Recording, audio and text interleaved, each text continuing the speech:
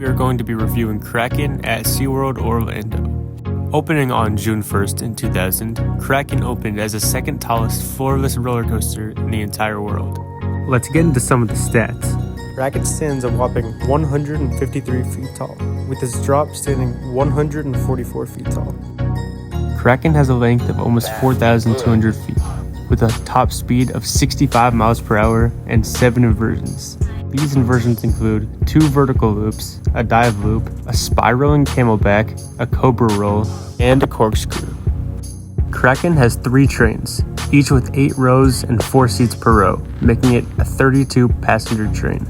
With 3 trains, Kraken has a theoretical yield of 1,500 people per hour. Including the lift hill, the ride duration stands just above 2 minutes, and the minimum height to ride this is 54 inches. Now let's get into the layout and the feel of each element. After the lift hill, you'll take a right turn and hit your 144-foot drop.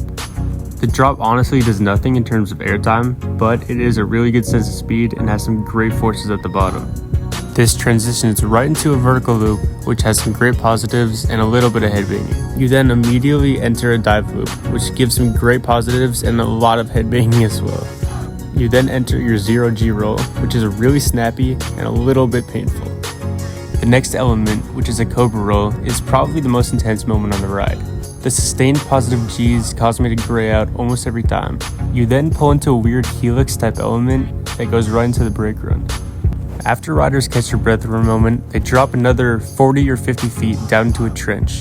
This leads into the second vertical loop, which is very similar to the first, except a little more smooth. You then glide through a really weird left-hand turn, which goes under a tunnel and right into a corkscrew. The whip on this corkscrew is almost worth the headbanging. After you hit the corkscrew, glide up and hit the brake run. This concludes your journey on Kraken at SeaWorld Orlando. Let's talk about some of the pros and cons about this ride. Kraken has an incredible setting with a great color scheme, and is very forceful and it will cause most people to gray out. Unfortunately, it's a pretty rough ride, and the restraints will cause your head to hit them. Another thing I would like to mention is Kraken is a very inconsistent ride. Sometimes it's running really fast and smooth, and other times it's running slow and painful.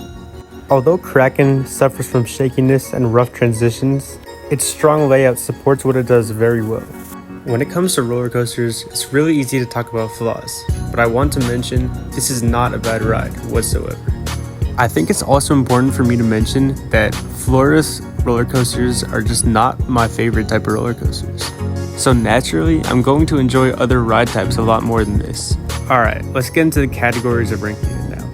I'm going to kind of fly through these because I've already been talking for a while. The setting right next to the lake leads me to give this a 10 out of 10. The theming is very minimalistic, but it has a couple elements of good theming, so I'll give it a 6 out of 10.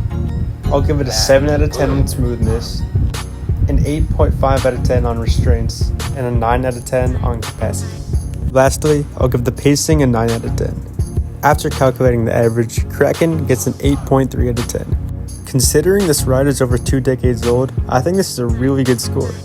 It also goes to show how high quality the rides at SeaWorld are.